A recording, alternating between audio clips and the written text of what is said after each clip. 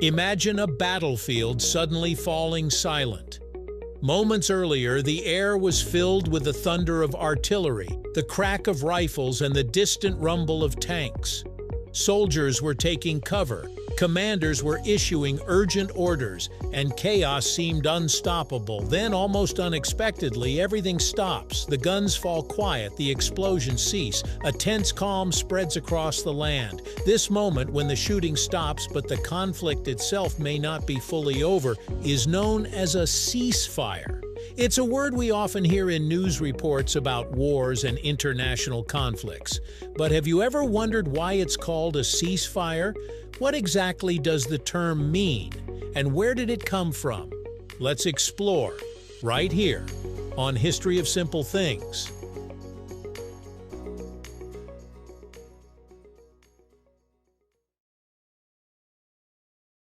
The word ceasefire is actually quite literal. It combines two simple words: cease, which means to stop or bring something to an end, and fire, which refers to the firing of weapons such as guns, artillery, or missiles. In military language, fire has long been used as a command for soldiers to shoot their weapons. When an officer shouted fire, it signaled the moment to unleash bullets or cannon rounds.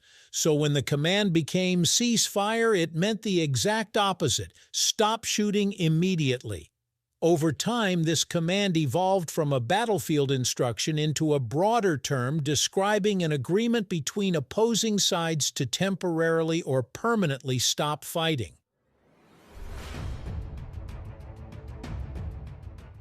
The phrase itself has roots in military traditions that go back centuries. Even before modern firearms existed, armies had commands to halt attacks or stop combat. But once gunpowder weapons became widespread in warfare, especially from the 17th century onward, the word fire became deeply associated with battle. Commands such as hold fire, open fire, and cease fire became standard military language. These commands were short, direct, and easy to understand even in the chaos of combat.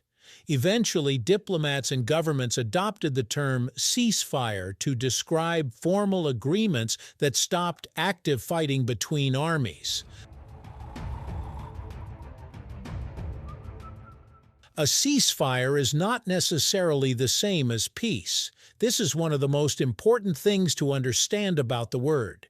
When two sides agree to a ceasefire, they are simply agreeing to stop shooting at each other, at least for a certain period of time.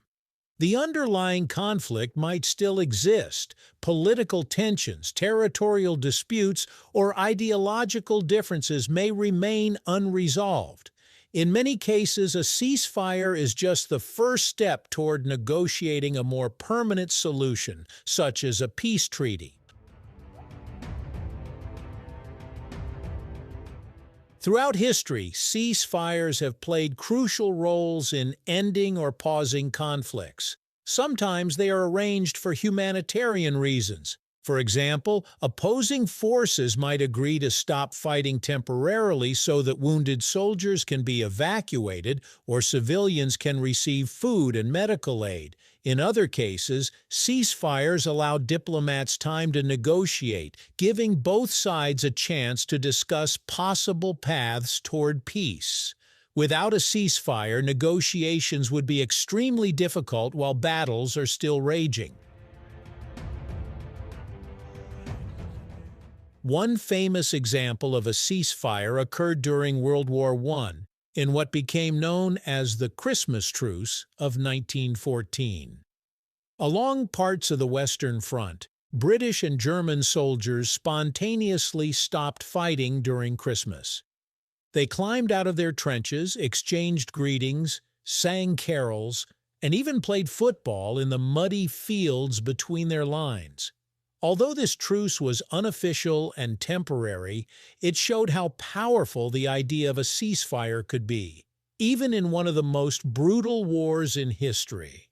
For a brief moment, the command to stop firing became an opportunity for humanity to shine through the conflict. In modern international politics, ceasefires are often negotiated through diplomatic channels or with the help of international organizations. Groups like the United Nations frequently work to broker ceasefire agreements between warring sides. These agreements can include detailed conditions such as where troops must withdraw, which weapons must be silenced, and how long the ceasefire will last. Sometimes observers or peacekeeping forces are sent to monitor whether both sides are actually following the agreement. However, ceasefires can be fragile. Because they do not always resolve the deeper issues behind a conflict, they can break down if trust between the sides collapses. A single violation, such as a stray missile or a disputed attack, can quickly reignite fighting. That's why many ceasefire agreements include monitoring systems, communication channels between commanders, and clear rules about how incidents should be handled. The goal is to prevent small misunderstandings from turning back into full-scale war. There are also different types of ceasefires. A temporary ceasefire might last only a few hours or days, often for humanitarian purposes. A humanitarian ceasefire specifically focuses on allowing aid to reach civilians trapped in conflict zones. Meanwhile, an indefinite ceasefire is intended to stop fighting without a set end date, often as a step toward a formal peace agreement. Each type reflects a different stage in the complex process of ending violence. The power of the word ceasefire lies in its simplicity. At its core, it represents one of the most basic yet profound actions in human conflict: choosing to stop shooting. While the word itself comes from a straightforward battlefield command, its meaning has grown to represent hope, diplomacy, and the possibility of peace. When leaders announce a ceasefire, it signals that even after violence and destruction, there is still a chance to pause, talk, and search for solutions. So the next time you hear the word ceasefire in the news, remember that it began as a simple command shouted across battlefields: "Stop firing your weapons." Over time, that command evolved into one of the most important concepts in international diplomacy. It marks the moment when the noise of war quiets, even if only briefly, and when the world holds its breath in hope that silence might lead to something greater, lasting peace. Thank you for watching. If you have suggestions for our next video, feel free to share them in the comments below. We'll be sure to give you an acknowledgement for your contribution.